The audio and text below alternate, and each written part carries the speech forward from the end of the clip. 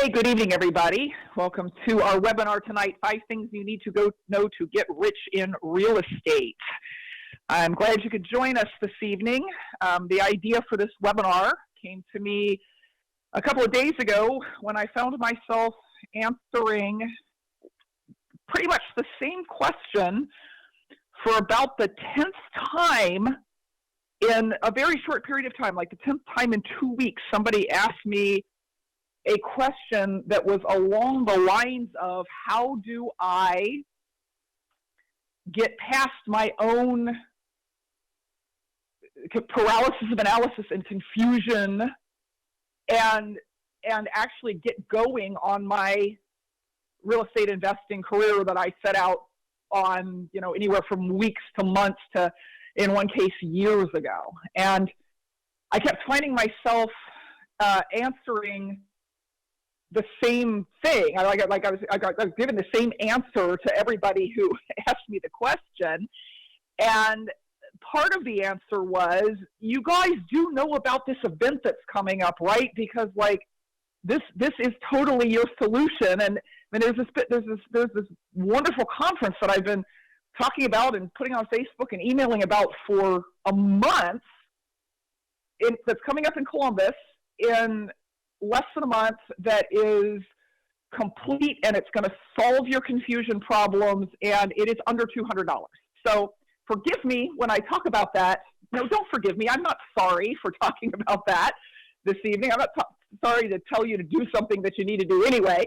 But at the same time, I'm going to try and untangle for you what all of your confusion and overwhelm is all about. Now, I can tell you that if you're looking for a super in-depth discussion on how to buy properties creatively this evening, that is not what tonight is about. Tonight is really for people who are struggling to pull the trigger, to do what they need to do.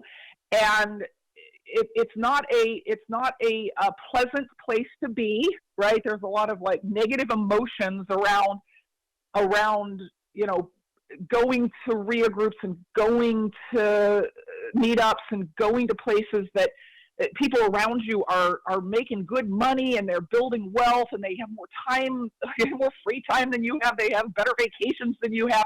And you're just sitting there going, I don't even understand what I'm supposed to do to get from where I am to where they are. And, I've talked to some very smart people who feel that way, they feel confused, they feel overwhelmed, like there's too much to know, and there's too much to do, and I'm not sure what the first step is, and actually my problem is there's so many good things that I know how to do that I'm paralyzed. I can't make a move because there's all this great stuff I could be doing at any given moment, and therefore, because there are so many choices, I can't take any of them.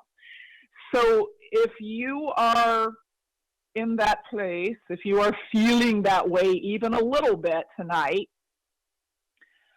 I am here not to get in depth on a bunch of tactics, because that's just going to make it worse. Many of you already know a lot of tactics. You're just not doing the right things to make the tactics work. You're spinning your wheels. You're in some cases doing a lot of stuff, but doing the wrong stuff. I am here tonight to help you with the more basic questions of which strategies should I, meaning you, be focusing on. And the answer will be different for every single person who's on the class tonight. But I'm going to give you some ways to answer that for yourself in a definitive way, where you can stop staring at everything and going, I wonder if that's the one, I wonder if that's the one, I wonder if that's the one, and pick one and move on to the important next step of getting educated about it. I'm going to try and help you with the question of the education, because you're going to get educated. Look, one way or another, you're going to learn the steps and the tricks and the tips and the strategies of any given thing that you want to do in real estate. If you don't learn it, you're never doing it. That's just not the way it works, right? Real estate doesn't work like, well, I'm just going to manifest money into my pocket. There's processes that you go through in these strategies, and you have to learn what they are. And unfortunately, a lot of people make the same mistake I did when I was getting started, which is they step over the dollars to get to the dimes by saying, I'm smart, I will figure this out. And you end up spending months or years, not usually years, because years don't pass. Your motivation gets strained away. Your belief that it works gets strained away. Your belief that you can do it gets strained away. Your confidence in yourself gets strained away. It's usually weeks or months of trying to figure it out for yourself, or, I'll just watch YouTube videos and that'll show me how to, whatever the thing is, do subject twos, fill in the blanks. And then you sit around going, why am I so stupid? Why can I not figure this out? That's not it. It's not that you're stupid. It's that you haven't made the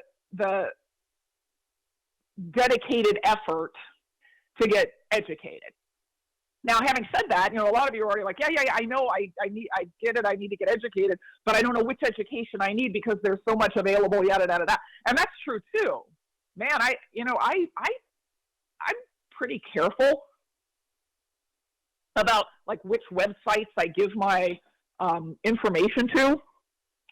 And yet somehow I bet I receive 40 to 50 emails a day from, quote, gurus that I have never heard of that want me to buy this or come to that, and I've been in real estate for a long time, and I'm pretty good at sorting out the BS from the people who are they're just what we call information marketers. They're not real investors. They're just people who got somebody else's course and now they're sort of rewriting it and reselling it, but they've got no real experience to back it up. But with that volume of information that I'm getting, even I would have a hard time sorting through and saying, well, this is good, this is worth spending money on, this is not good. So I'm gonna try and help you make some decisions about that, and also what you should be doing, right?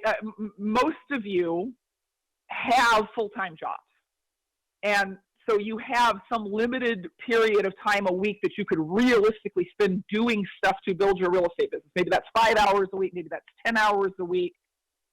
But whatever it is, it's a limited period of time, and you don't know what to be doing in that time. Like, what is the best use of my time right now? Now, again, I'm not going to give you a list of what is the best use of your time. I'm going to give you a way to figure out what the best use of your time is.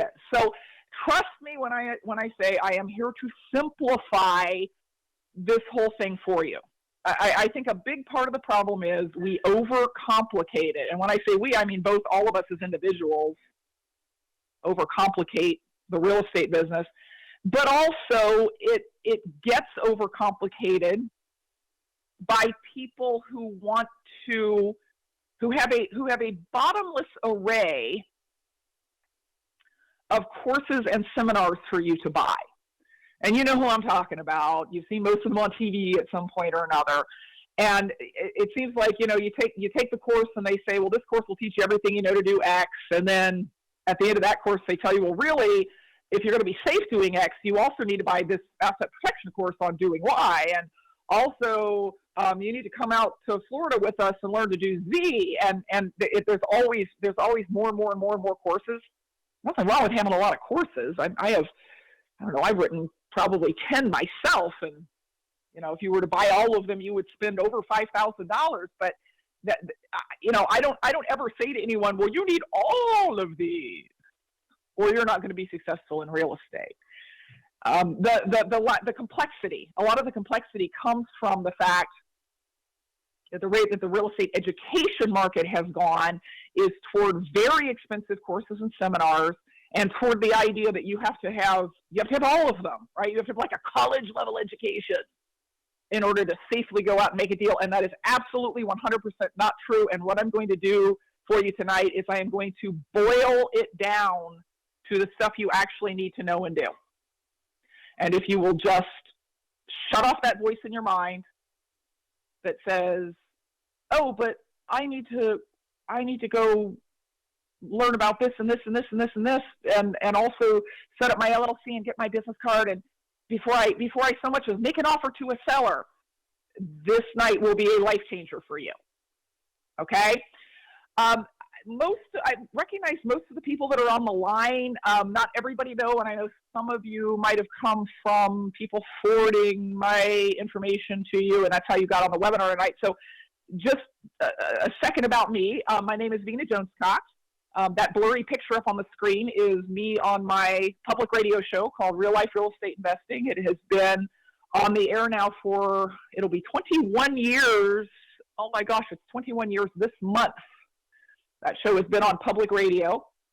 I have been a full-time real estate investor for 25 years. I've done north of 1,000 deals. I am also a very experienced educator. I have been involved in nonprofit real estate investors associations for about 20 years, on the board and past president of the Real Estate Investors Association of Greater Cincinnati, founder of Central Ohio REIA in Columbus, past president of Ohio REIA, past president of National REIA. So I have met many people at all levels of knowledge and experience in the real estate investing business. The most important thing about me, though, is that I have done all of the stupid things that you are doing right now. I very clearly remember my first few years in the real estate business and things that I wish I could just go back and shake myself and say, stop, because this is never going to work. This thing that you're doing is way more complex than it needs to be. You are losing focus. You're getting what's called caught in the thick of thin things.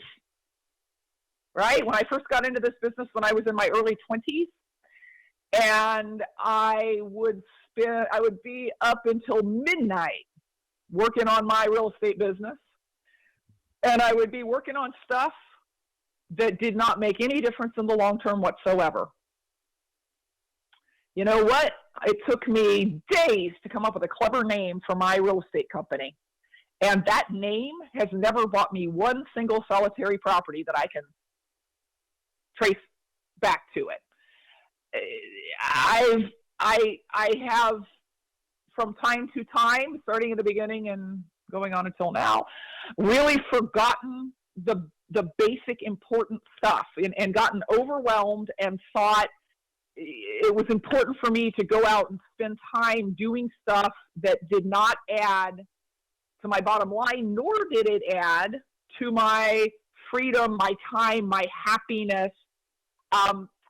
One of the things I was horribly guilty of was not understanding that the people that you know are going to be just as important to your success as the things that you know. You don't need to know everything. You need to know people who know everything. Somebody said that. It was one of the guys who got interviewed by Napoleon Hill. It was, I don't know, Henry Ford or somebody said, I don't need to know everything. I just need to know people who know everything, right? And I also did that thing where I tried to figure it out for myself. I mean, I graduated from college with honors and a degree that I never used and spent $70,000 on. That's just because it took me 5 years to graduate, not because I went to a really good school. I thought that if I heard about a strategy and I wanted to do it, I could probably just go out and work my way through it. And I'll tell you, I got over that pretty quickly. It only took me 3 or 4 years of not making the money I should make to realize that paying someone to tell me how to do something that they knew how to do was a lot cheaper than trying to figure out for myself. But you know, all of these things that you are experiencing, that you are doing, are things that other people have. It's a mistake other people have made before you.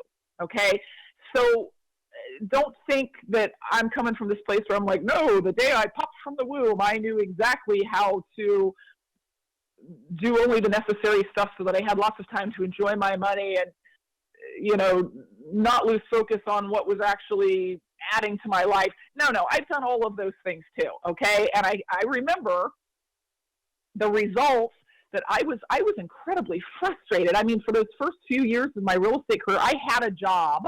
I was working for my dad in his real estate business, which was horrible.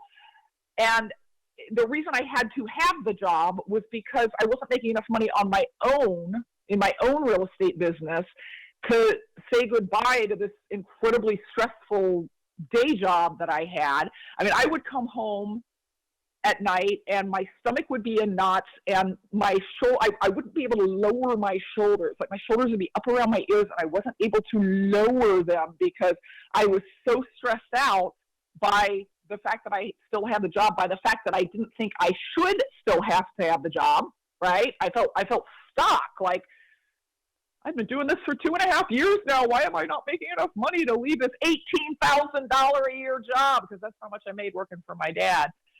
And it wasn't a good feeling, right? I felt pretty much all the time like I was failing. Somehow other people must know something I didn't know, and why was this not happening for me? And there were many times, trust me, at my house when I got home, there were many times when my then husband and I would discuss, were there any jobs that we were qualified to do? Where people would pay us enough to not have to work for my dad anymore, and to live the way we wanted to live and retire the way we wanted to retire, and so on. So trust me, I know where you are coming from if you're feeling the same way, and in retrospect, I know how I should have solved it, and that's what I'm here to share with you tonight. So we're going to talk about 5 things that you have to know to actually get rich in real estate. One is what rich is. One is the biggest skill that you have to have, and this is where you're going to spend a lot of your time. Remember I said we're going to figure out what activities you should be focusing on. This is the big one. 2 strategies that you have to have. I know I just talked to somebody earlier this afternoon who said, I went to my first RIA meeting. It would have been 2 months ago now. And I met you there. I got your course. And it was so amazing. And then I went to my next RIA meeting, and somebody else was offering a different course on a different topic. And I thought, oh, I have to get that too. And then there was a RIA meeting a couple of days ago, and I got that course too, because I feel like I ought to know everything. Well, so that's the flip side of I don't want to spend money on education, right? It's I want to get a university level education. I'm going to tell you this evening, there's really only 2 strategies that you absolutely have to have, and you can forget about everything else. You can forget about spending money, spending time. You can forget about everything else once you have picked those 2 strategies. I'm going to talk to you about why you are not going to be able to live the same life that your friends are living while all of this is going on. And I mean, there's good news there and there's bad news there, right? Because later on, you're going to be able to live a life that your friends can't imagine. And then we're going to talk about this idea of networking and how do you get to know the right people, and what does all that mean to you. So let's start with the number one thing you need to know to get rich in real estate, and that is what rich is. Now, I'm not going to give you a lecture on, well, $2 million is not rich, but $10 million is rich. What I'm talking about here is a way for you to understand which strategies you need to be focusing on so that you can shelve the rest for right now, so that you're not spinning your wheels just learning and not ever applying anything. What does rich mean to you means, like, how are you going to know when you're rich? It means different things to different people, right? So for some people, it is having a particular reserve, right? It's having a particular bank balance, or in real estate, a lot of times we don't talk about bank balances. We talk about equity. We talk about how much wealth do you have? I can tell you that was the most important thing to my father. It was not income. It was not free time. It was 100% about, do I have enough wealth built up that I can support my family, not worry about starving again like I did during the Great Depression, all of that sort of thing. Which might be an income to you. If you have a pen, just as we go along here, just write down, what is the bank balance that would make you feel rich? What is the income that would make you feel rich? If neither one of those things resonates with you, maybe rich to you is the ability to do something that you're not able to do right now. I know for a lot of women and some men, rich is the ability to stay home and raise my kids. It's the ability to spend my time the way I want to spend it. Maybe it's the ability to have an expensive hobby, right? A lot of my successful colleagues have hobbies that are basically just sort of throwing money down a hole, and they enjoy it, so it's okay, right? Like, Robin Thompson's a great example for those of you who know her. Her hobby is raising racehorses. Yes, I said racehorses, like the ones who run in the Belmont Stakes, and it's an incredibly expensive thing to do, and you hope to make money on it, but it's not something that you are certain to make money on. So it's just, if you love expensive cars, or you love traveling, that's my thing, is traveling. I'm actually leaving for Ireland tomorrow for 10 days, and it's not cheap to do that, and a lot of people don't have the ability to do that. So what makes me feel rich is the ability not just to do the travel, but to be gone, to be away for 10 days whenever I want to be. Maybe rich is something more like how I'm going to live after I retire. Maybe it's I don't want a job. Just write down real quickly what it is that when I say, hey, you're rich, that would look like to you. And this isn't just an exercise in goal setting. Okay, there's actually 3 really good reasons that you need to know this if you're going to get rich. One thing is, it clarifies your strategy. If you say, well, actually, to me, rich is not how much money I have in the bank, it's how much cash flow I have every month, then you probably should be looking at something that provides cash flow. You probably shouldn't be looking at a strategy that is like a quick cash strategy. There's nothing wrong with those. We'll actually come back to them in a minute. I'm just saying that if you said to me, well, I would be rich if I had 15 paid off rental properties that were each generating $1,000 net a month. To me, that would $15,000 a month with no debt would feel rich to me. Then I can tell you, well, you need to go buy some rental properties, and then you need to exercise a cash strategy so that you can pay them off quickly. You see what I mean by it clarifies your strategy? If you say, no, to me, rich would be having no credit card bills. Don't go buy rentals. Not right now. Because what you need is a cash strategy that will help you pay off your credit card bills. Once you know what your strategy, like in general terms, you don't have to like pick the one right now. I'm saying in general terms, you know that flipping and owning notes would be the 2 strategies for you. That clarifies what education you do and do not need. And it keeps you from running off on wild goose chases, expensive wild goose chases, toward stuff that doesn't really fit the goal, stuff that isn't really going to help you reach that feeling that I am rich. And the third thing it does is it clarifies what you're supposed to be doing every day. What a wholesaler does every day is different than what a note buyer does every day. What a note buyer does every day is different than somebody who's looking for pretty houses that they can buy no money down. You see what I mean?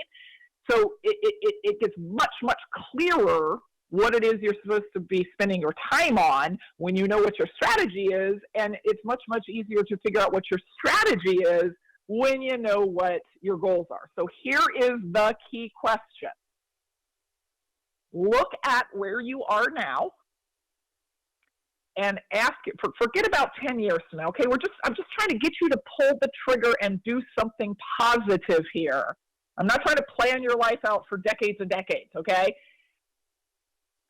Ask yourself the question, where am I now? And what is the number one most important thing that could change in my life over the next 6 months to 1 year? Financially, what is the most important thing over the next 6 months to 1 year? The answer should be, sorry about that, there goes my doggy, very excited about something, I don't know what.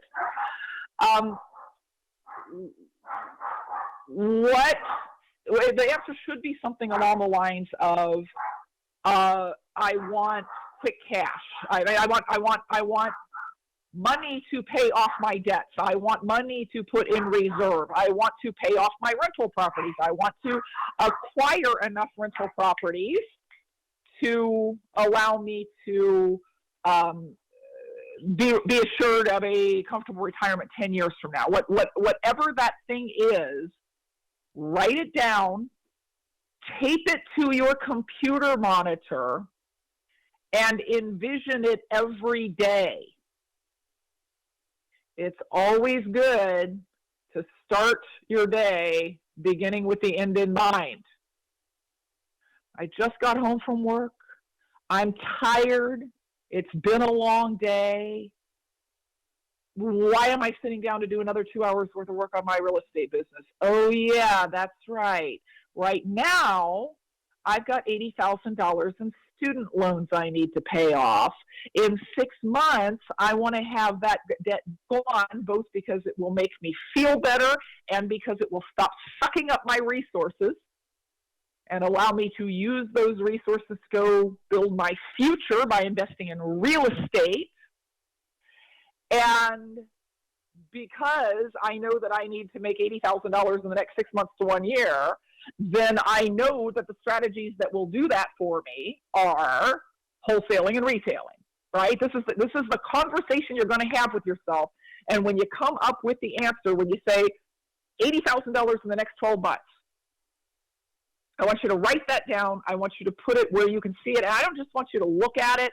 I want you to spend a minute every day closing your eyes and thinking about how that feels that it's different now. How it's a year in the future. My student loans are all paid off. This is, of course, just an example. My student loans are all paid off.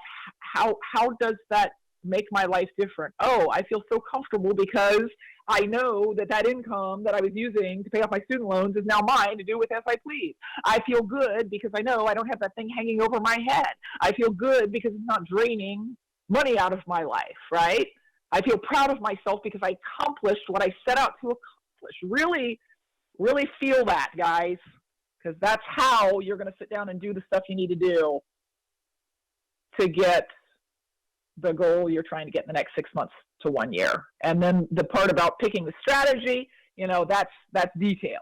Now, here's the thing that I will say, because I know some of you don't even know what strategies are available to you. You've only heard of one or maybe two different strategies, right? And you're thinking, well, is there one out there? I should keep studying, because is there one out there that is the perfect one for me that I haven't even heard of yet? And here's the thing. This is where the multi-day, multi-speaker type conferences come in so handy.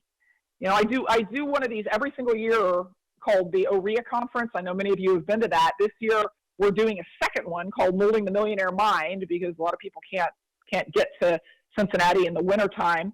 But this one is in Columbus, coming up in just a few weeks.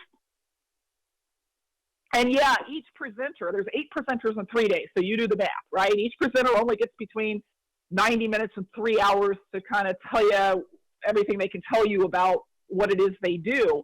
But being able to sit and watch 1, 2, 3, 4, 5, 6, 7, 8, each person talking about a different strategy that does different things and has different requirements and gets you different outcomes, and to be able to get that all in one 3-day period, to be away from home focused on, I'm going to pick my strategy or I'm going to pick my next strategy. Some of you are already doing one thing and you're looking for a second thing to do, is incredibly valuable. Just sort of learning what's out there, what's working these days, incredibly valuable. Very different than going to a very expensive 3 or 4 day boot camp where you're really getting in depth on one thing. I'm not saying you shouldn't do that. You should, but don't do it until you've already decided that strategy is right for you.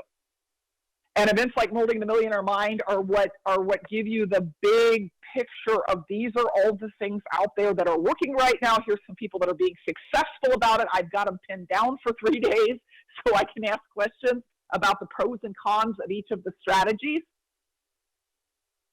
The bottom line is, until you have decided what it means to you, what the goal is, you are not going to be successful, because everything is going to sound great.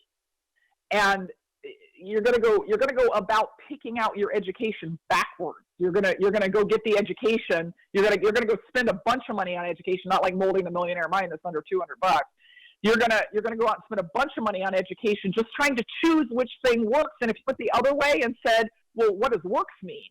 Like, how do I know I won? What's the goal? It makes it a lot easier to pick the strategy.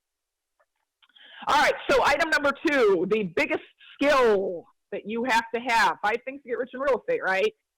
Number 2 is the number 1 skill in real estate investing. Would anybody care to guess what that is?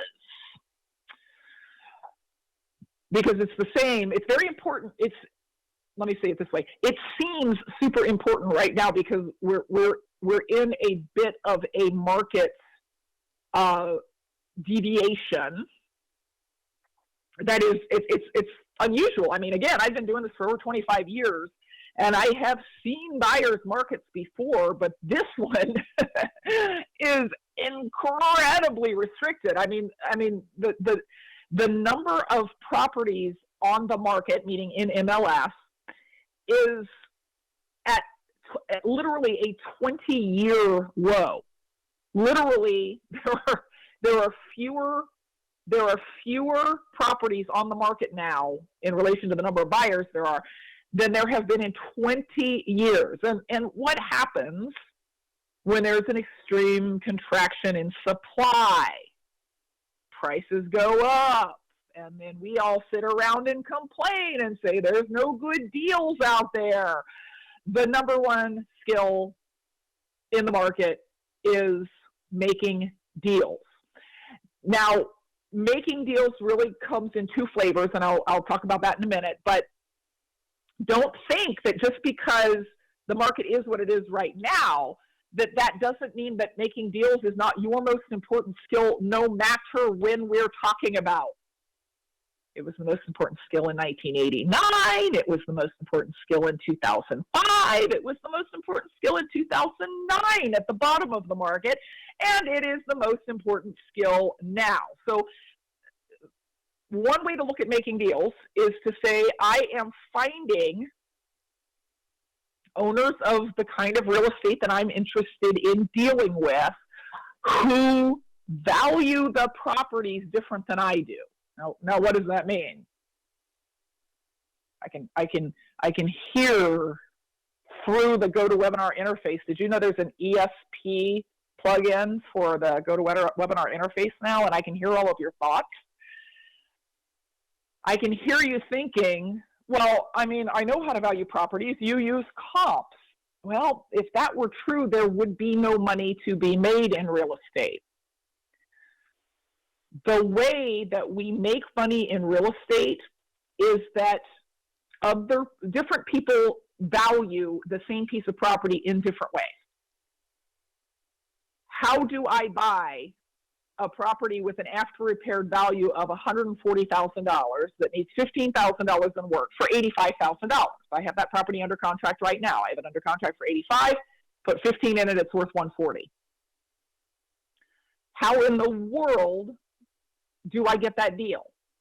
Why doesn't the seller sell it for more money? The answer is the seller values it differently than I do, and I mean that in a personal and emotional sense. They do not value waiting around to get top price, because their problem right now is they can't get a loan to buy their new house because they had to get a contract on their old house first. And they're so anxious to get their new house that they didn't want to sit around and wait for a contract on the old house. And they also didn't want to fix up the old house so that it was worth top dollar. So they valued the speed and the lack of hassle more than they valued the property in dollars. And that's how we make money. If everybody valued the properties in the same way we did, we wouldn't be able, there wouldn't be any differential to make money with, right? Now, what am I doing with this property? I'm selling it to a retailer who's going to put the $15,000 in. I don't want to put it in. He's going to put the $15,000 in, and he's going to turn around and sell it for the $140,000. And he's willing to give me $9,000 to take over that contract so that he can do that. He values it differently than I do. I value it as a wholesale deal. He values it as a retail deal. And the end buyer is going to value it as a fixed-up property to live in. So finding these owners and helping them solve a problem, the problem being that they have a property they don't want, is what we do, we meaning you, including you and me both, to make money in real estate, right? We pay under market prices or we get better than market terms. And the reason we're able to do that is that we value properties differently. Now, the question that is on everybody's mind all the time anymore is, how do you find those owners? And that is a deep dive we're not going to take today. I mean, I could talk to you about for 3 days about how to do that. You need to come to Molding the Millionaire Mind, and you need to meet Kathy Kinnerbrook, also known as the Marketing Magic Lady. She teaches the thing that I use to find all of my deals, which is direct marketing. And she is going to go through. I've seen her presentation, and she's really it's a nice presentation. She's really got it kind of down to where she's teaching you a whole lot, even though she only has 90 minutes. She's going to go through a list of the kinds of people that you reach out and contact. She's going to show you how to reach out and contact them. The idea here is get them calling you, because the people that you're going to make deals with are not people who have the time and the leisure to put the properties on the MLS and sell them, because if they do that, they're going to get more than top dollar, and the property is going to sell very quickly. And I can hear some of you saying, well, if they can get more than top dollar very quickly in the MLS, why don't they just do it that way? They have their reasons. Sometimes it's, closing in 45 days with a loan is not quickly enough. They need to close in 15 days. Sometimes they hate real estate agents. Sometimes they just don't want to be bothered. It's just too much hassle for them. Who cares why? You need to learn how to find them. And I'm telling you, if you will just do everything that Kathy tells you to do, you will have more sellers calling you than you know what to do with. So finding deals that other people can't is one piece of it. And then knowing what to do when deals present themselves is a second strategy for this whole idea of how do I get great deals. There are some things, there's some skills that you can learn that are not that common even out in the real estate investing community, okay? So there are deals that other people might see that they can't do anything with because they don't know how to do anything with them. And a probate would be an example of that. A lot of people don't know how to deal with probate deals. A really good example is short sales. When someone calls you and says, well, actually, I had listed my property in MLS and it didn't sell because I owe, trying to think of this, we've got a short sale deal under contract right now. I owe $89,000 and my property's only worth $65,000. And so I put it up in MLS, but nobody wanted to give me enough to pay off my loan. Well, is there another way to do that? Of course there is. You go ahead and offer $65,000, explaining this to the seller, of course. You offer $65,000 and you go talk the bank into accepting $65,000 as the full payoff. Called a short sale, and a lot of real estate investors don't know how to do it. So when a short sale deal comes along, you might be blowing it off because you don't know what to do next. If you had that skill, you'd be able to make that deal. No equity deals is another kind of specialty area, right? Because many times when we think deals, especially wholesalers, when we think deals, a deal is something I can pay an under market price for. It's not necessarily always true. If you could buy a $200,000 house for $185,000, but which only had payments of, let's say, $1,200 a month, you could put no money down, and you could pay a payment of $1,200 a month. Would you take that? Would you think that was a good deal? Because there's basically no equity there. Now you're saying, well, I guess I'd take it if it was zero money down and I could just take over payments and not have to qualify for them. Okay, that's called a subject to, or it's called a lease option, and it is a really good way to develop long-term income. But you have to know how to do them first, right? So there's the skill of finding the deals, and then there is the skill of, am I able to do some of these deals that other people can't do? Do I have some entrance strategies that other people can't have? When you come to Molding the Millionaire Mind, you're going to meet two very important people, and this is not them. I mean, you're going to meet both of these people, but the one on the left at this moment is the important one, and that is Dawn Bent Twyford. She's the queen of short sales. We went, I would say we were skiing in this picture, but that's inaccurate. The truth is that Matt was skiing, and we were sitting in the lodge at the bottom of the hill drinking hot chocolate with peppermint schnapps in it. And she is the queen of short sales. She knows short sales better than anybody. Like, she has done more of them. She has kept up with, she's still doing them today, right? And unlike some folks who, they did their last short sale 10 years ago and they're still talking about them like they know something about them. And the short sale business has changed a lot in the past 10 years. Another person that you need to meet at the Molding the Millionaire Mind Conference is Wendy Patton. Wendy doesn't mess with wholesale deals. She doesn't break those nails taking boards off properties like I do. She is the princess of pretty properties, and her specialty is over-leveraged pretty houses. So she only buys houses. Well, I understand she now owns some rentals as well, but her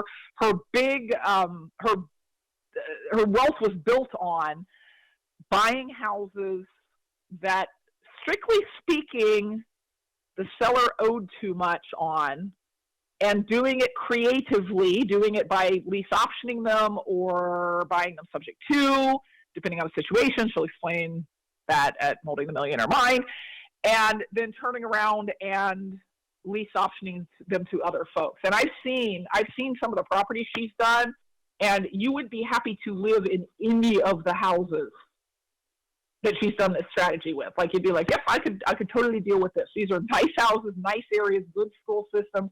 They don't smell bad. They don't, if you don't like ugly properties, you're going to love Wendy Patton, is the bottom line. Third of the 5 things. 2 strategies you absolutely have to know. Every real estate investor needs to be familiar with one strategy that earns cash and one strategy that creates cash flow. And I'm not going to dictate to you which strategy that earns cash or which strategy that earns cash flow. I'm just saying know one of each. And hear me, you only need to know one of each. You don't have to know every way. to earn cash. You don't have to know every way to earn cash flow, but you should definitely know one of each one.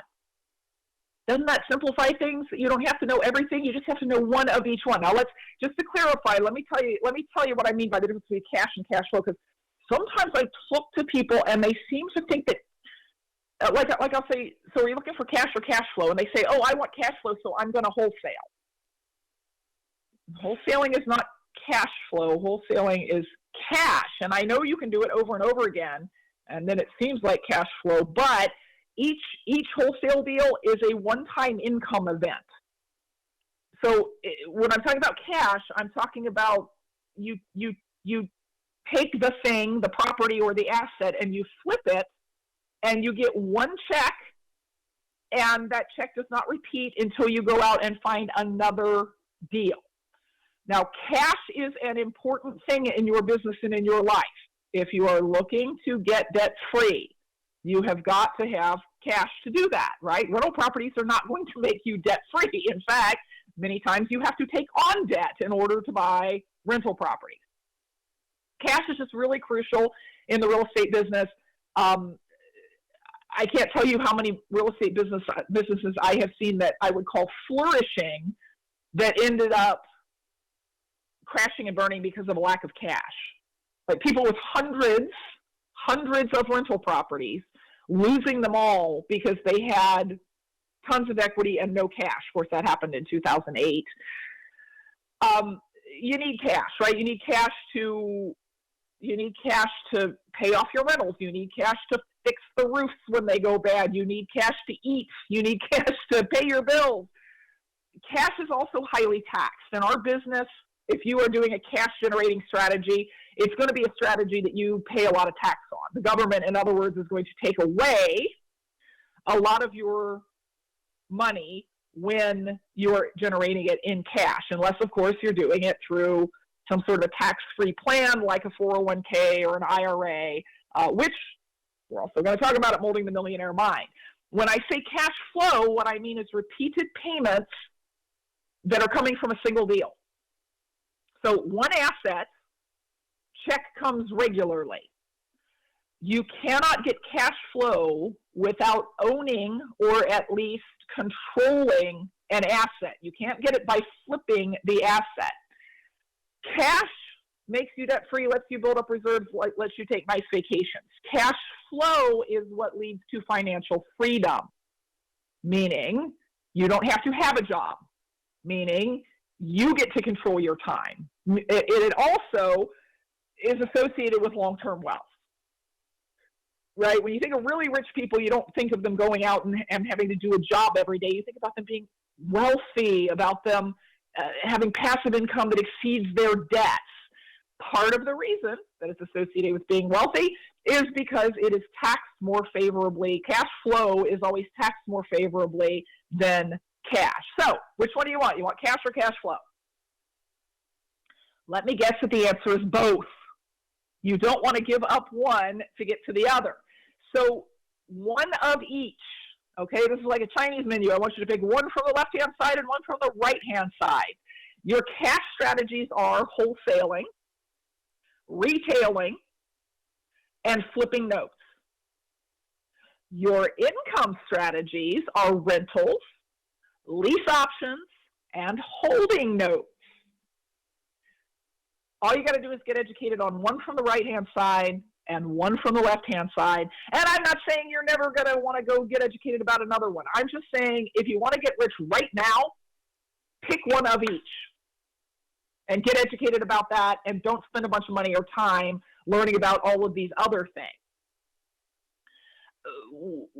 The Molding the Millionaire Mind Conference that you're going to come to in Columbus on April 28th it's very heavy on the strategies, right? It's very strong on the strategies. Robin Thompson's going to be there. You guys know her. She's the queen of rehab. She's flipped, a couple of hundred properties. The very first thing she's going to tell you is it is nothing like it is on Flip This House. And she's going to give you some real heavy-duty, hardcore advice about what properties not to buy, what properties to look for, what buyers are looking for in the market today, how to find those deals, and then importantly, how to finance them, because you don't have to have a bunch of cash to go flip properties, as it turns out. I'm going to be there talking about wholesaling, which is my favorite quick cash strategy. Donna Bauer, the note buyer, is going to be discussing both flipping notes and holding them. So if you're looking for high returns and just passive income holding notes, she can tell you how to do that. If you're looking how to flip them, that was how she got started, because when she got started, she didn't have money to hold notes, so she had to flip them. And of course, Wendy is going to talk about her favorite exit strategy, which is lease optioning. All right, here comes the hard part. You guys ready to hear some hard news? If you are serious about doing this business and about changing your life in such a way that you can live in a way that most people you know don't live, and you can spend in a way that most of the people you know can't spend, and you can give in a way that most of the people you know can't give, that also means you have to do what most people you know won't do. You're going to have to break away from the pack, and it's going to take a continual effort to do that. You're going to have to remind yourself very, very often that you are trying to be different than other people, and therefore you can't do the same things that other people do. Statistically, your friends, the people that your family, the people you hang around with, your colleagues, are not going to be able to retire at this point until they are 70 years old. That's the current number that's being quoted out there, is that most Americans are going to work until they are 70 years old. And there is nothing wrong with working. I love what I do. I plan to work until the day I die. I don't want to have to work until the day I die, and I certainly don't want to work at the level at which I was working when I was 30. I'm already not working anything close to the level that I was working when I was 30, but when I'm 70, I want to work when I want to work, and I want to do what I want to do. I don't want it to be the 40, 50, 60-hour week grind that most Americans are still going to be going through when they are 70 years old and have, if they are lucky, another 10 years of their life ahead of them to enjoy their, quote, retirement. This is a scary statistic. At 60 years old, most Americans, or the average American, has $172,000 in savings. And they have to make that last until they are 80, which is the typical American lifespan today. They will also have to supplement their $172,000 in savings, $15,528 in Social Security income. A year. That's not a month, guys. That's a year. I want to be making that a month. I don't know about you, but that's like annual Social Security for most Americans. And I know you're sitting there thinking, well, that won't be me. That's what everybody who has $172,000 in savings and $15,000 a year in income thinks. That won't be me. And the other thing is, most of your friends are going to, until they are 70 years old, spend about 62% of their waking hours on the job, commuting to the job, working after hours. Huge, huge, huge percentage of their life working. Now, I assume that the reason that you are going after this dream of getting rich in real estate is that you do not want this to be you. Your friends don't want it to be them either, I know, but they are not on this call tonight. They're not going to the RIA meetings. They're not getting the training, right? They are not taking any, they're wishing they're not taking any steps to do anything about it. There is a really distinct difference between the way that people who end up with money behave wherever you start. It doesn't matter where you start. If you're going to end up with money, there's going to be certain things that you have in common with other people who end up with money. And the people who end up 60, 70 years old still having to work because they can't live on their $15,000 a year worth of Social Security income are not doing these things. Okay. And I use the term here, rich people and poor people. And that's not a judgment. Okay. I'm not saying, well, there's like this class of people that are just naturally poor people. No, there are people that are poor. And trust me when I say that if you care about those people, you can't help them by being poor yourself. If you're going to help the poor, you have to be rich. So let's talk about some differences between the way you're going to behave over the next few years and the way your friends are going to behave over the next few years. There's a saying that goes, poor people have big TVs and rich people have big libraries. And that's, of course, a metaphor for people who don't end up with a lot of money spend a lot of their income on things that are depreciating assets, right? That are the televisions, the jet skis, all that sort of stuff. Those are all fun, but they don't add anything to your long-term wealth and income, where people who are wealthy invest their money in stuff that's going to make them more money. Later on, if you're just starting, later on, what you're going to invest in is going to be assets. Right now, what you're probably going to invest in is going to be growing your knowledge so that you can get those assets. Poor people tend to learn as long as they are forced to. In other words, if their job only requires them to graduate from high school, that's what they do. If their job only requires them to graduate from college, that's what they do. If their job requires them to go to grad school, that's what they do. But then they stop, and then they complain. They complain about having to do continuing education.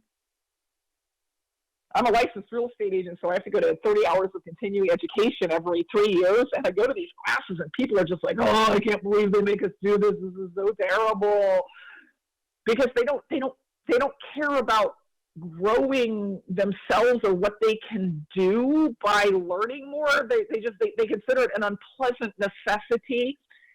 Rich people keep learning as long as they are capable of learning.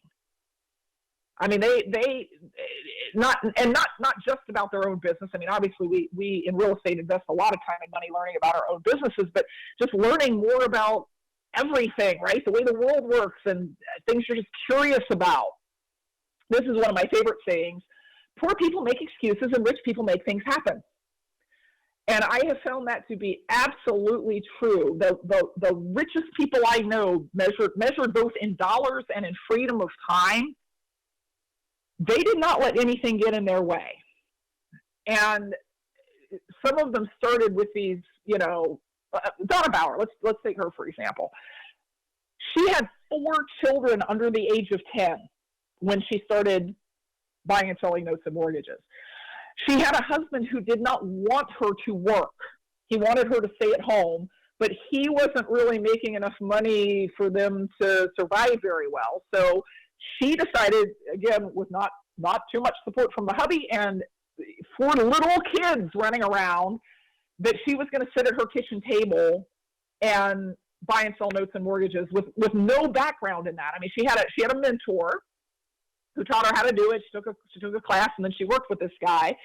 And she built up a business where she has bought and sold millions and millions and millions of dollars worth of notes and mortgages. Now, a lot of people would have said, "Oh, I can't because, not until the kids grow up, and I don't get any support from my husband. I'm going to get in trouble if he finds out that I'm doing this." I'm sorry, those are excuses. If you want to make something happen, you're going to make it happen. I remember one of my students, who is now one of the biggest short sale practitioners here in the greater Cincinnati area, came to the first class that he came to. I mean, I was teaching this class, and he showed up, and he was about an hour late. And I was kind of teasing. I was like, "So what's up? Why, guess you don't have to be here at the same time as everybody else." And he said, "Well, my boss told me that I had to come in today, and I told him I was coming to this class because the rest of my life was not going to be spent doing telemarketing. And he said, if you don't come in, you're fired. So I had to go and turn in my resignation. So here I am." Right? No excuses. And if you could see him today, oh my gosh, he is killing it. You can tell yourself all day long that you have really good reasons not to do stuff. if you're going to make this work, you're just going to make it happen. You're going to pull the trigger. Robert Kiyosaki said this: poor people look for jobs, rich people look for networks. Poor people tend to have the thought process of, the way for me to make more money is to convince somebody to pay me more for my hours than my current boss is paying me. The way rich people look at it is, I want to set my own worth, so I'm going to build a network of people, right? Buyers, sellers, lenders, colleagues, mastermind partners, experts, gurus, and I'm going to do it for myself. And my network is what is going to make me money. So I know it's as much as we talk about American individualism, the truth is, when your friends all have that kind of poor people mentality of complaining because their boss isn't paying them more instead of going out and doing something to make more money, and spending their vacation time, doing yard work instead of going to trainings, and all the stuff that people do, it's hard to break away from that. But if you're going to get rich in real estate, you've got to break away from it. You're going to give up some of your free time that you would rather spend bowling. Does anybody still bowl? Bowling, or, doing yard work or whatever, to build your business. You're going to give up some of your vacation time to attend conferences and boot camps and seminars that you want to go to. You're going to give up some of your money for training. You're going to put off buying the big screen TV until you have enough money to pay for it in cash, and you're going to put the training on your credit card if that's what it takes. When you have done this, you're going to end up in a place very different from where your friends end up. You're going to end up being able to spend the time and money that you want to spend on the stuff that you want to spend it on, because you're going to have huge amounts of it, and amounts that are kind of unlimited in the sense of, I can always go make more, right? It's hard for your friends to spend $10,000 going on vacation and then say, that's okay, I'll just get a job that pays me $10,000 more, or I'll just get a second job, or what. It's hard for them to do that, right? But it's easy for you to make another $10,000 once you know how to wholesale a property, retail a property, flip a note, whatever the case may be.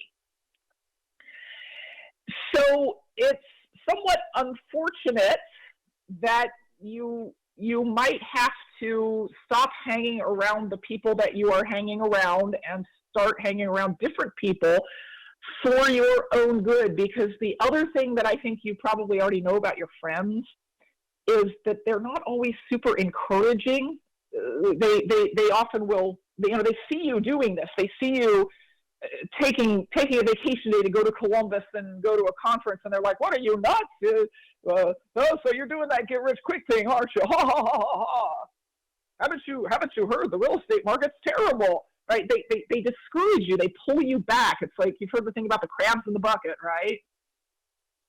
If you put one crab in a bucket, it'll find a way to climb out. If you put 10 crabs in a bucket and one starts to climb out, the other ones will pull it back down into the bucket. Sometimes your friends and even your family become those other crabs in the bucket, and you just have to be more careful about who you hang out with. And that is our topic here. If you're not paying attention to your screen, there's a naked picture of me on it. Oh, look, the attentiveness just went from 87% to 98.9%. All right, it's a little bit of a cheat. But yes, that is me as a newborn baby. Yes, I lived in a world that was only black and white. And if I could go back in time and tell that baby one thing that baby would understand, one hopes, it would be, don't neglect your network.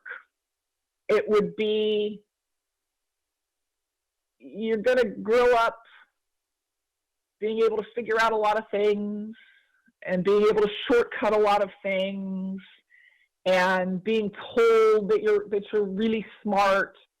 But the reality is, there's no need for you to know everything. it's not a good use of your time to know everything. And if you will simply hang around with the right people, it's not necessary for you to know everything.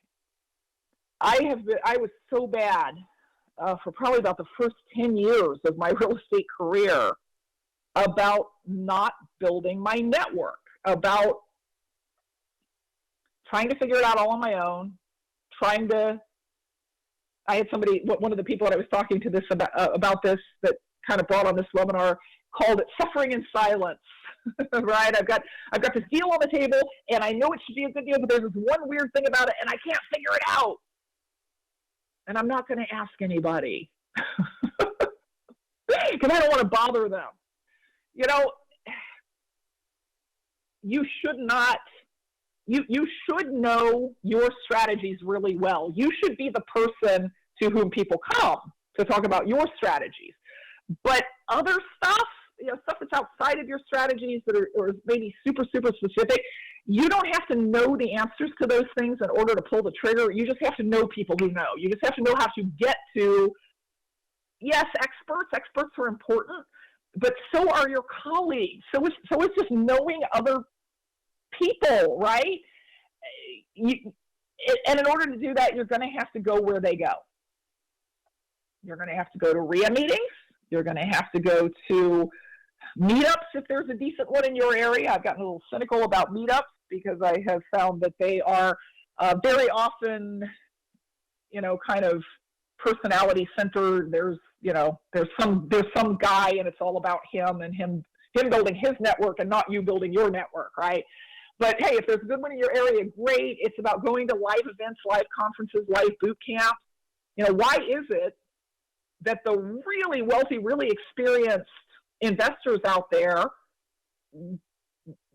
go to live events all the time? It's to build their network. They're not necessarily learning anything at the event because they know what's being taught. They could probably teach it themselves, and yet they show up. And the reason they show up is to meet other folks who might be doing stuff differently than they're doing or doing it better, or just have answers to questions, right? And as a newbie, when you go to these things, you need to spend the time asking questions. You need to spend there's not always a chance to do it if there's presentations being given. You can't always ask questions during the presentations. But very often there's chances outside of the presentations. There's networking opportunities, lunches, dinners, panel discussions, things like that, where you can raise your hand and say, I got this problem, how would you solve it? And you cannot be shy about doing that. And then when you get the advice, you need to take it. When you find people who know more than you know and they say, do this, you need to do it, right? You're not asking these questions for the purpose of having more knowledge. You're asking the questions for the purpose of implementing the advice that you get. Yes, you need to invest time and money in education, but you also need to invest time and money in knowing people who know stuff. Absolute best way to do that is go to events.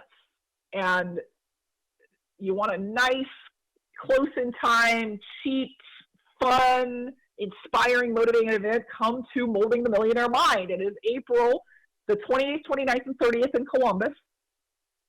It features 8 amazing women who are all super experienced in their fields. But well, that's not true. I mean, they're all experienced, but only one of the ladies on this screen has been in the business for less than 10 years, and that's the gal in the lower left-hand corner. That's Brittany Calloway. She's only been doing real estate since 2014, so you might say, well, what is she doing there? One of these things is not like the other. And the answer is, since 2014, she has done business in 5 different real estate markets. She's got a turnkey rental business in Jacksonville, so think about that. She's got to find the deals, renovate them, and then rent them and find people to sell them to. And she lives in Baltimore, or the Washington area. She has a rental business in Columbus. She has a rehab business in Baltimore, and then she's got 2 other cities. I don't remember what they all are. So why is she there? She has raised over $3 million in private money to do that business. And the way she is running it is with virtual assistants and automation. And she is there to teach the rest of us how to get our business more automated so that we can work less. We can make as much money and work less. You need to come to this, not just because of the super experienced presenters, but also to network with like-minded colleagues. They're coming in from all over the region and all over the country. You know, it's 3 days to talk to people, to get encouraged, to get motivated, to find out what they know that you don't know, to get business cards, so that when you get you live in Columbus and you're getting a referral on a property in Toledo, you've got somebody to actually call about that, maybe make a little money off of that.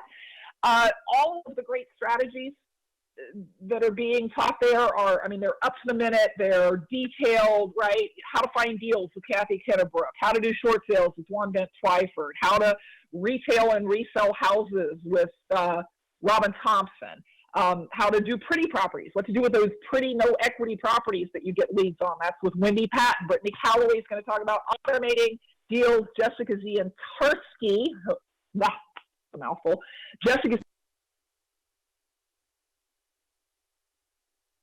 who is the pretty blonde, is going to talk about how to do all of this tax-free in your tax-free account, your IRA or your 401k or your children's education savings account. I'll be talking about wholesaling properties, and Donna Bauer will be talking about note investing. We've got lots and lots of opportunities to get your questions answered, panel discussions with the experts, networking opportunities, lunches. It's a chance to get refocused and get back on track. I mean, you're here tonight because you feel confused, you feel overwhelmed, you feel frustrated. This is a weekend that's going to get you back doing what you need to be doing. It's not for 3 more weeks. Let me tell you why you need to register right now. Number one, in about a week, the price is going up. At the moment, your registration for Rolling the Millionaire Mind is just $197 for one person or $297 for two. If you get a hotel room before this Friday, the hotel rooms are only $99 a night. So even if you have to drive in, fly in, whatever, it's going to be a cheap event for you to attend. If you are early on in the registrations here, you're going to get the opportunity to get an additional 20-minute one-on-one consultation. Now, this will be with one of 3 people who each have more than 15 years in the real estate business and also have extensive experience helping people in the real estate business. And the way that it's going to work is you're going to register first. You will be sent a link that says, do you want one of these consultations? Because this is really for people who need and will take advice about what to do next, right? We're gonna send you a questionnaire that says, what's the problem? Where are you? Where do you want to go? And for 20 minutes, an expert's going to sit down with you and say, okay, here's what you need to do, and send you home with a personalized plan, okay? But we only want you to take one of these opportunities if you are kind of feeling confused, all right? Don't take up a spot from somebody who really needs it, because we only have about 30 of these available. So when you register, you'll be sent a link. The link will say, fill out this questionnaire, and when you return the questionnaire, you'll be sent a link to schedule it. When we run out, we'll stop sending out the questionnaire. And we are going to run out. We're expecting 200 to 300 people at this event, and we only have about 30 of those opportunities available. One other reason to register right now. I mentioned earlier on that I have written a bunch of different homesteading courses. I've got wholesaling, building a wholesaling business, marketing, creative finance, so how to buy properties with owner financing, negotiation, lease options. I've got a bunch of them. If you bought them all, you would have a complete library of real estate education. And it would also set you back more than $5,000. I'm doing a drawing for this entire library of education, more than $5,000 worth, this upcoming Friday. And the names that I am drawing from are going to be people who, by midnight on Thursday, are registered for Molding the Millionaire Mind. So let me say that again. The reason you want to register right now, there's a ton of people on the call who are like, oh yeah, I was going to register for that anyway, is because when you register now, you're going to get in the drawing for a library of over $5,000 worth of really detailed real estate education forms, contracts. I mean, everything that you can imagine that you're going to need to do deals for the next couple of years is here in this real estate library. And again, that drawing is on Friday. So, I mean, come on, guys, you need to register. You're here because you're trying to pull the trigger and do something and get started. This event, between the experts and what you'll learn and the consultation you'll get and getting fired back up again, is going to allow you to do that. It's going to let you finally, it's the first step toward taking steps, right? It's the first step toward getting it together and making it work for yourself. You register at wildwonderfulwomen.com or you register at 513-471-5008. Now, the phone number you're going to have to leave a message at if you call right now. So I would suggest that you go to wildwonderfulwomen.com because the whole agenda is there. All the biographies of the speakers, hotel information, it's all there at wildwonderfulwomen.com, and you can get registered right now and get into the drawing for the $5,000 education package, as well as be one of the folks who gets a shot at the free 20-minute one-on-one consultation. All right, now let's see if we have any questions. I'm not going to keep you guys on the phone a whole lot longer because I need to be packing up to go to Ireland, but let's see if there is anything I can quickly answer here that can help you guys pull the trigger and get on track. Let's see. Oh, wow. Right at the beginning when I said most people don't last more than a year or so because if they're not moving forward because they get frustrated and start thinking it doesn't work. Carl says he's been trying to get started for 3 years. Carl, I think you're overcomplicating your life. Let's see. Okay, this is all responses to me saying, what do you think the most important thing is here? And most people got it right. They said something about marketing, finding deals, that sort of thing. Okay, so Mark says, what separates the people who succeed in real estate classes and boot camps from those who don't? He says, I've taken many classes and continue to learn, but I haven't seen the money come in. Well, that's because learning doesn't make you money, Mark. I know many people who like if they gave PhDs in residential real estate investing for just flat out knowledge, they would have a PhD. But they're completely inexperienced in the sense that they haven't actually made any money. And it normally boils down to who is keeping it simple and doing the stuff that needs to be done. I don't know what boot camps you have taken, but I assume that you were given some sort of a to-do list. I mean, maybe not that directly. Maybe it wasn't, oh, here's a to-do list, but it was, here's what you have to do this strategy. And you actually have to do those things. And that's, the difference between the people who really enjoy the boot camp and get a lot out of it and think it's absolutely awesome and don't make any money, and the ones who do is typically, do they do the work? Do they buckle down if hopefully you don't have to figure out what the work is. Hopefully it's made clear to you. And then you got to do it, and you got to do it every day, even when you don't want to, and even when it's boring, and even when it's, unpleasant, and even when it feels like it's not working. you still have to keep doing it. That's not just to get started. That's for your whole real estate life. You got to keep doing it. I notice when I don't market or send out deals or send out, postcards to get deals or go look at properties, I don't make any money. And I've been doing this for over 25 years, and I still don't make any money if I don't do what needs to be done or have someone do what needs to be done, I guess, in my case. Julie says, will there be a replay, assuming we get a good recording? See, I don't understand these speakers who they say, we're going to do it on this night, and then we're going to do a replay the next night for sure, because, there are times when we just have not gotten the recording.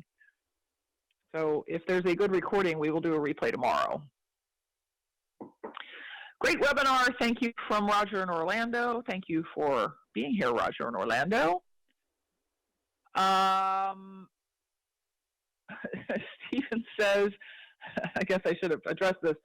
I'm not clear on this. Is this an event for women? Well, it's an event where all the presenters are women. It's not an event for women. Steve, do you think you can't learn anything from women? Is that it? Is that what you're telling me? Yeah, the speakers are all, as you can see, females. We put this together more because we, that being the women, wanted to do something together than to try and be a women's event per se.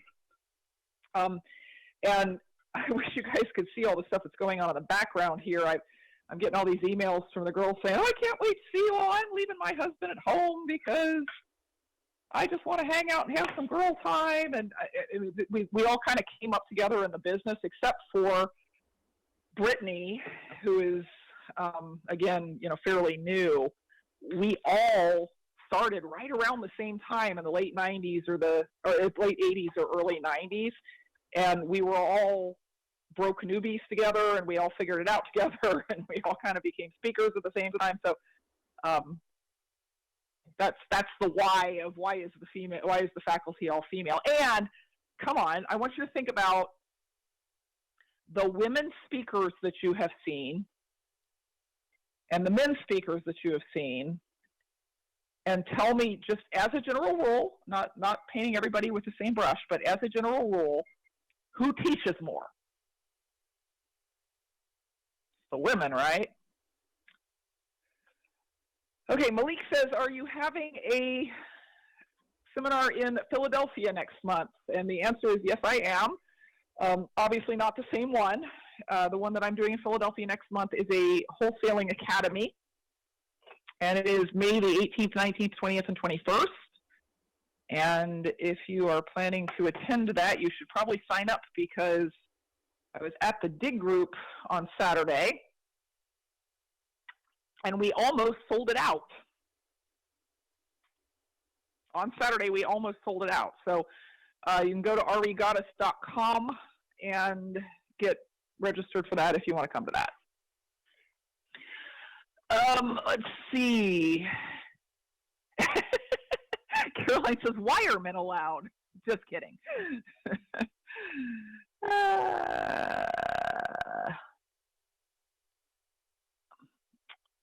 I'm not quite sure I understand this question. Will you cover as close to passive income as you can get? Okay, I understand what the Lisa understands that actually most real estate investing is not truly passive income. Like, even the cash flow is not passive per se, because there's a human element involved in the if I have rentals, I have tenants, and if I have tenants, I have some drama, right? I sat next to a guy at dinner the other night in Philadelphia, and he kept saying to me over and over again, all these other people, they make quick cash, and they go out and they work for it, and I'm completely passive because I own low-income rental properties. And I finally turned around and said, do you have a property manager? And he said, no, I do it all myself. And I said, then you don't have passive income. you have repeating income, you have cash flow, but it is not passive. So I understand now you're saying as close as one can get to being passive. You know what the passivest income I have, Lisa, is? And I got to tell you, it's so passive, I don't even think about it. It almost never goes wrong. And like, seriously, I had the experience this last year. Drew and I usually spend a lot of the month of November kind of evaluating the prior year and planning for the next year and looking at the books and focusing on the numbers and whatnot. And this last December, as we were looking at the books, I pointed to a line on the QuickBooks printout, and I said, "Where did this $40,000 come from?" And we went and asked Christy, and she said, "Oh, that is your note income." We have $40,000. We had $40,000 worth of income last year in remainder notes. So these were not, not high risk homeowner land contract type notes, although I do those too. These were notes that I had either bought or created that were made to investors. And I don't have any cash in any of these deals, not one dime. It's all, if there's money in it, it's somebody else's money. And I made $40,000 last year and didn't even notice it. Which begs the question, Drew, where is that income? Now, I do not have it. Well, that doesn't mean you did not have it at one time. So notes. That's as far as I'm willing to go. That is the passivest income that I've seen as a real estate investor. So yes, are we going to cover that? Yes, we are, or at least Donna is, because that's her thing. Donna doesn't really like properties. She finds the rest of us a little confusing in that regard. But if you want to know where I learned to do that, Donna. I've known Donna for. Do I even want to say, you're going to be able to calculate both of our ages if I tell you, I have known her for 20 years. And she's the one who taught me everything that I know, basically, about seller finance notes. So, yes, that's going to be covered. Can we get the slides that you used in this webinar? I don't know how we would manage that. So I'll tell you what. In a couple of days, it'll probably go up on my website, and then you can just grab it and download it, and you won't have the slides, but you'll have the presentation. When people only put their initials in when they sign up, then I don't know who I'm talking to. So this is BC. Says, I finally understand that I need to ask myself, what do I want real estate to do for me, rather than having someone teach me wholesaling and telling me I can make a lot of money. Yeah, that is correct. I mean, a lot of people make the decision about, quote, what they're going to do based on the first person they ever saw speak at a RIA meeting. And just because it's a particular strategy, be that wholesaling or something else, is working really well for someone else, does not mean it's the right thing for you. I have talked people down from wholesaling. In fact, I remember this guy that he didn't just try and he came to my wholesaling academy, and then he tried to sign up for mentoring. He tried to spend a bunch of money on coaching, on like high level mentoring. And during the interview, I asked him, the usual questions like, what do you do and how much time do you have? And for real, this guy was a lawyer who worked in one of these like downtown high price partnership track firms. And so he was working 80 hours a week because that's what you had to do if you wanted to become a partner.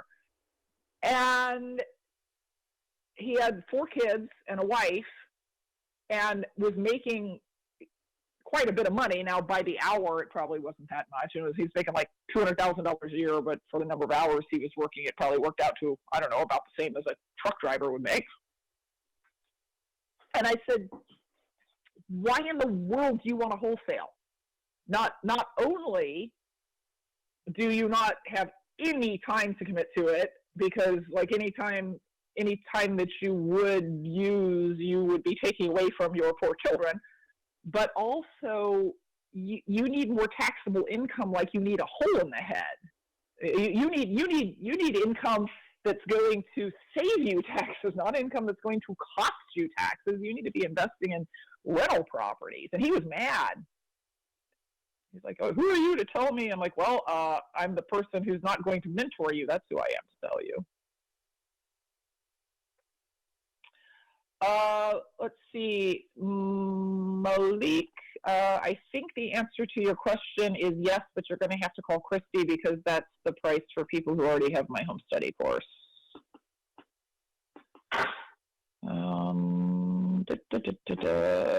Notes. Right. Do you see the message here from Stephanie, Mr. Drew? Because we're going to have to figure that out. Yeah, I did. Yeah, I don't want to make an announcement about that, but no, I'll figure it out in some way. Make a mental note of that.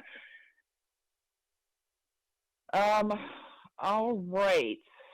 I think that we are through all the questions, which I guess is unsurprising because it is 9:30 at night. Stephanie says she's going to call Sarah, and BC says, what is the name of your website? My website is regoddess.com. The website to register for Molding the Millionaire Mind, which is what you need to be thinking about right now, is wildwonderfulwomen.com. So, cool. I hope we see all of you at the Molding the Millionaire Mind conference. It's going to be really good. There's a lot of opportunity to get, personal questions dealt with and answered, panel discussions. There is a women's lunch on Friday that's going to be no guys allowed, 0 guys allowed, so that we can talk about, issues with just being a woman in the real estate business. But other than that, we will all be together all weekend. And this is a great bunch of gals, extremely devoted to making other people financially independent, extremely smart, extremely successful, lots of real life experience. And this is so cheap, $197. $99 for a hotel room. It's just you're not gonna get this much information anyplace else for that kind of money. No way. So get registered ASAP so that you can get entered into the drawing for the big education package, and so that you can get a shot at getting one of the 30 or so one-on-one consultations we're going to have. And I look forward to seeing each and every one of you in Columbus on April the 28th, 29th, and 30th. So get signed up. I will see you there. And until then, everybody have a great week and happy investing. Good night, everybody.